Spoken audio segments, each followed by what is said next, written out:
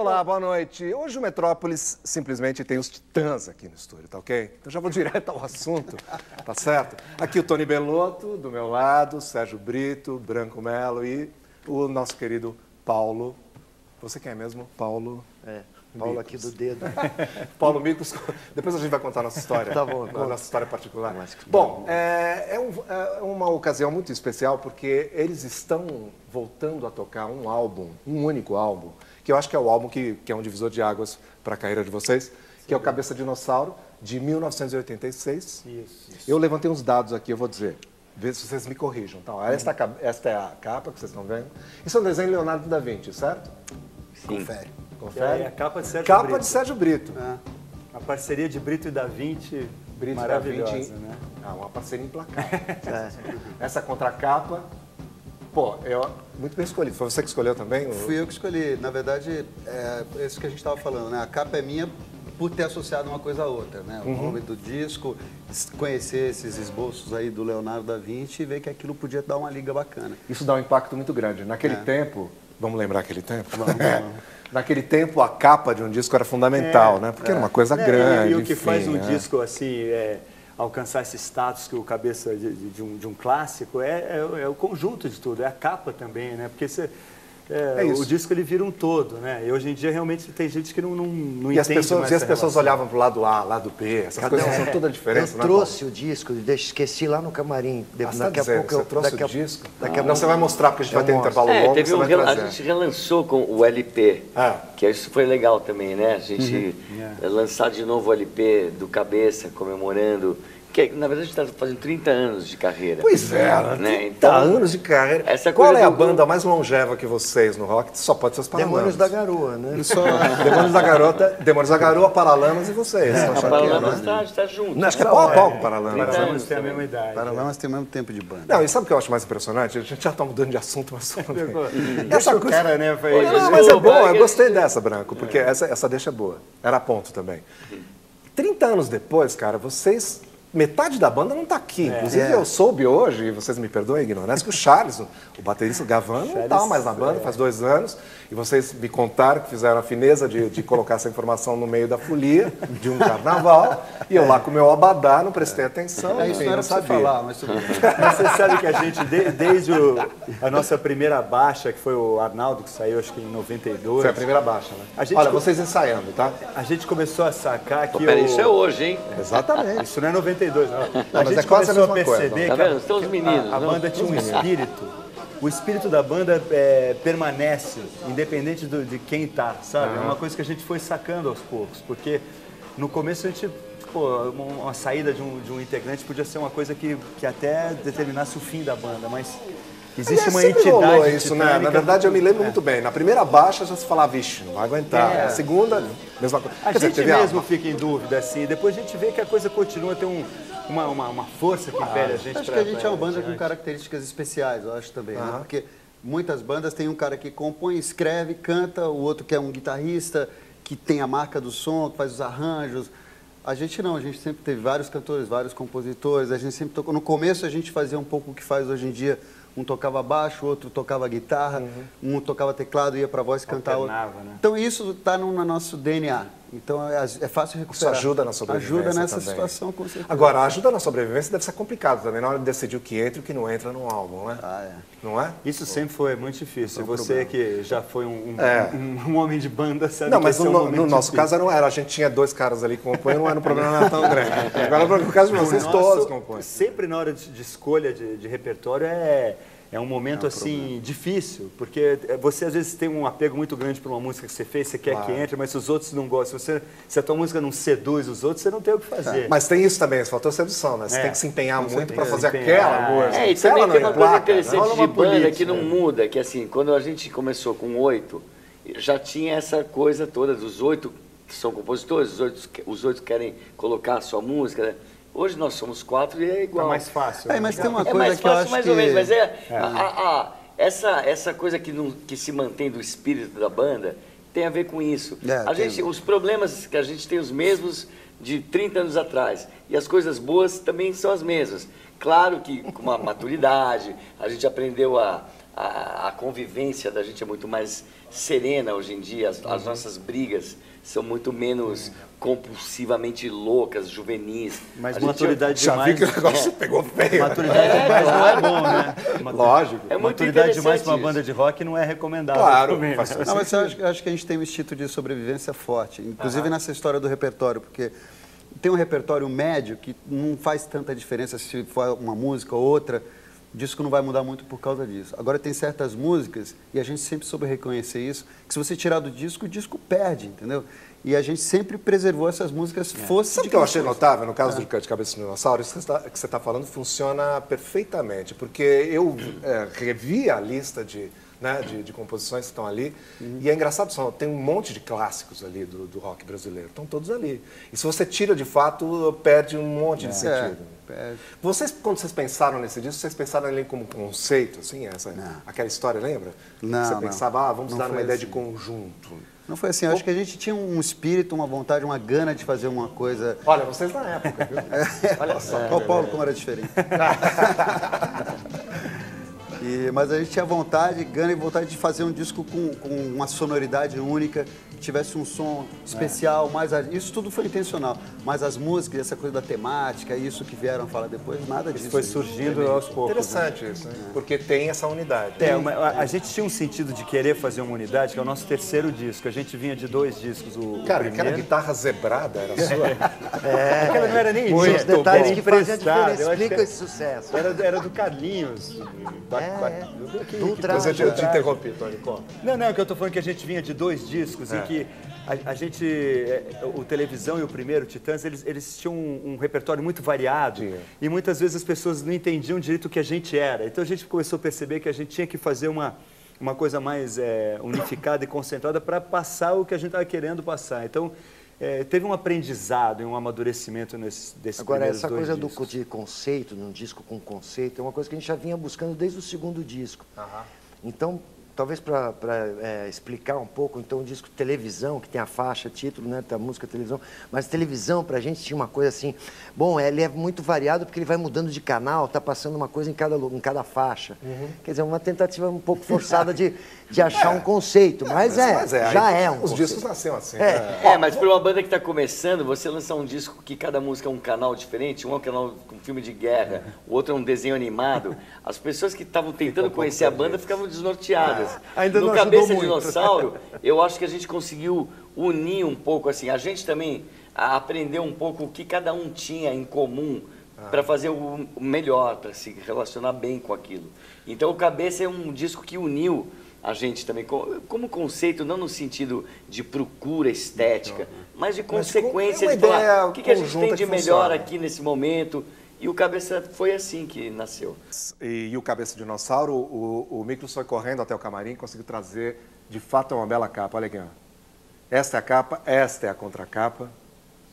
São desenhos do Leonardo da Vinci, descobertos para o caso, né? E agora Olha aqui, pelo Sérgio. vamos voltar E esse é o interior, ó. vai voltar para as lojas, toda a nossa mais pra cá, coleção as de letras. discos. E o Cabeça, inclusive, a gente está preparando uma Edição edição histórica, especial. Isso Vai é legal. entrar no iTunes. Isso tudo, o Branco estava explicando, faz parte do conjunto de 30 anos de aniversário da banda, uma banda sobrevivente, né? Porque é incrível tudo que já aconteceu. E vocês estão aí, pô. E o disco, eu perguntei isso fora do ar e vou repetir a pergunta, é o disco mais importante de vocês?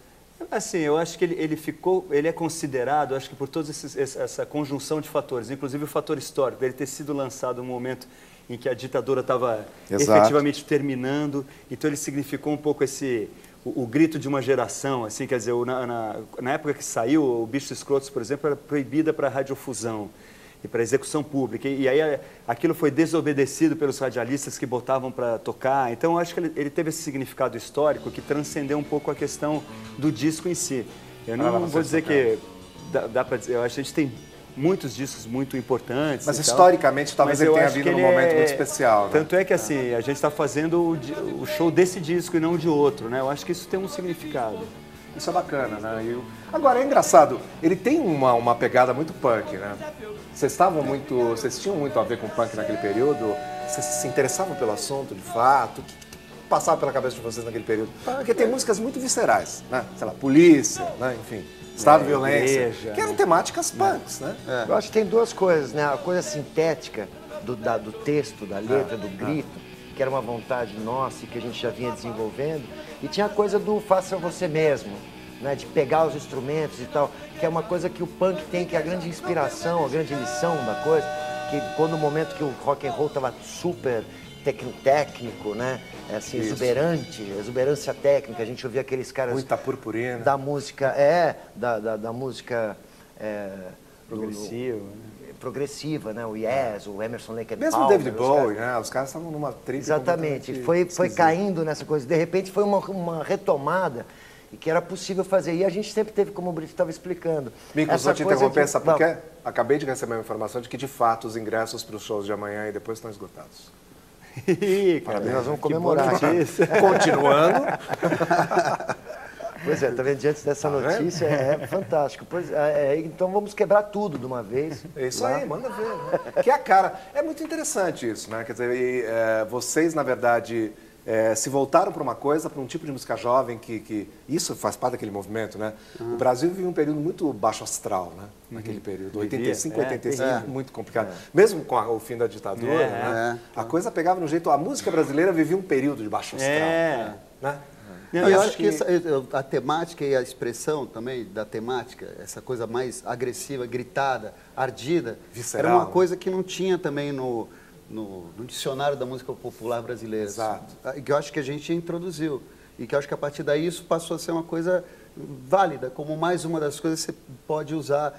E acho, assim, eu acho que para o grande público, esse foi o primeiro disco, eu acho, que colocou isso. Isso tocava na rádio. O AU foi single, tocava nas rádios, era música, tema de uma novela. É um absurdo você pensar isso. E quando a gente fez esse disco, tinha uma coisa também na época de falar assim, realmente era um disco de quase de romper com aquilo que a gente já estava fazendo. O Sonífera, ele tinha sido um sucesso absoluto. A gente começou a conhecer o país inteiro, viajando, porque a gente era conhecido por uma música. Depois o televisão, e aí no cabeça a gente achou que era um disco que era para tipo falar assim, acho que agora a gente vai romper com qualquer sucesso. Acho que era um desafio que a gente colocou e que tinha uma certa... Não tinha essa noção de que isso poderia dar certo comercialmente. Na época era o contrário, falou assim, a gente vai aqui, vamos dar esse grito aqui agora e dane-se o mundo, vamos nessa. E era um risco grande, né? Era um risco tão grande que a gente correu verdadeiramente. Eu achava que ia ser um fracasso. E foi o contrário, aconteceu um fenômeno ao contrário. De repente, no primeiro show, antes das músicas estarem na rádio, nas rádios, estava lotado o Projeto SP, todo mundo cantando todo o repertório. Onde foi que vocês tocaram a primeira vez, há 30 anos, já que vocês estão fazendo 30 anos de banda? Vocês se lembram? Foi no Sesc Pompeia. Vocês começaram bem, né? Começaram numa foto ilustre. Estamos comemorando agora no Sesc. Não, mas era um horário alternativo, meia-noite, de um dia de semana. E não era isso? Era uma coisa alternativa. Mas era no teatro, isso era bacana. Mas foi bombado, estavam todos os amigos, as bandas contemporâneas, todas, né? Que era como costumava acontecer, né? Que era ótimo, né? Mas isso é a história do rock mundial, né? Você vê qualquer história em Manchester é assim, né? Os caras foram ver os Sex Pistols, de lá tinham 30 pessoas, cada um formou uma banda. Sempre Olha, vocês estão tocando Polícia ali, viu? Polícia, que é uma das músicas mais expressivas do disco, olha aqui. Do Cabeça Dinossauro. Eu relembrei com vocês por acidente, quer dizer, eu estive no show de lançamento do Cabeça Dinossauro no projeto SP, uma tenda de circo, não era isso? Onde era o antigo colégio Equipe, na Martins. Exatamente. E eu me lembro que este show estava abarrotado.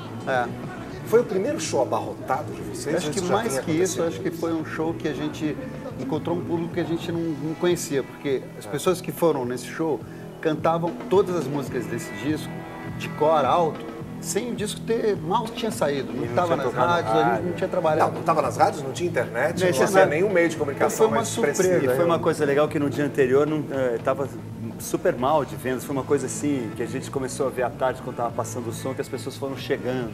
Foi muito emocionante. Isso é o fracasso que você achava que você já estava tendo. Eu até fiz uma famosa aposta com o Branco, a gente postou uma garrafa de whisky Jack Daniels, e eu perdi a aposta. E eu falei assim, cara, esse disco aqui Eu achei que a gente ia ganhar um disco de ouro, com essa ousadia. Você confiava nisso? Ele é visionário. A gente estava num caminho tão contrário do que estava acontecendo que eu achava que aquilo poderia mexer com alguma coisa, intuitivamente. E o Tony falou, você está louco, isso aqui é pra gente dar uma... Vamos sepultar tudo aqui agora. E eu falei, não, vamos Jack Daniels vai ganhar um disco de ouro primeiro da carreira. Rapidamente. Era um espaço grande. Era disco de ouro na época, 4, 5 mil para quem não pessoas, sabe, é 100 mil discos. A gente não tinha vendido isso no sonífera, nem no televisão, a gente estava longe disso. E o Cabeça vendeu 350 mil em 2 meses, já estava... É incrível. Foi um arrebente mesmo. E naquele período, 86, o Legião estava lançando o primeiro disco, é isso? Eu não me lembro Legião mais. não, já estava lançando aquele disco 2, né? Aquele que tem índios. Quer dizer, era um momento do rock muito especial. E o Selvagem, foi tudo nesse momento. Eu acho que a aí, nossa geração ali estava chegando num amadurecimento, assim, 86 é um ano que tem bons discos e as bandas já mais maduras no que queriam fazer, na experiência com o estúdio e tal. Não, e você sabe que a gente forçou em vários sentidos e deu certo, porque eu lembro que a gente tinha Homem Primata, Família, músicas mais fáceis para a rádio. E a gente forçou que eles usassem o AU como primeiro single, que teve uma resistência da rádio, mas isso também só aumentou a nossa moral e a música deu certo na rádio. Até você falou da Legião, agora eu lembrei que uma vez a gente foi fazer um chacrinha, eles tocaram aquela música, não é que não tem tempo a perder, aquela, não lembro qual era o single. Tempo. Bom, eu só sei que a gente cantava o AU. E eu lembro dele me puxar de lado e falar assim, por que você escolheu essa música para single? Me explica, o próprio Renato. Por que vocês não pegaram uma música mais fácil? Não sei o quê. Certo estava o Branco Neto. Conversa com o Branco. Foi um prazer ter vocês aqui. Parabéns. Nosso, viu? Olha, tá aqui, o tremendo disco tá aqui, ó. E, bom, tá esgotado, vocês não vão conseguir ver esse show, mas tem mais por aí, porque os 30 anos estão sendo comemorados ao longo do ano, certo? Isso aí. Obrigado, valeu. Obrigado, tá? obrigado. Obrigado. Muito obrigado.